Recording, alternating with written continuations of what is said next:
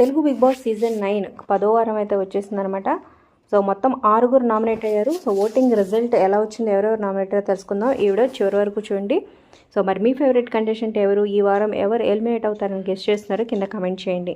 ఒక లైక్ చేసి ఈ వీడియో షేర్ చేయడం మర్చిపోద్దు. మరిన్ని అప్డేట్స్ కోసం సబ్స్క్రైబ్ చేసుకోండి. ఈ వారం మొత్తం 6 నామినేట్ అయ్యారు. భరణి, రీతు చౌదరి, గౌరవ్, సంజన, దివ్య అండ్ నిఖిల్. ఇక ఇందులో భరణి టాప్ ప్లేస్లో ఉన్నారు 31% ఓట్లతో.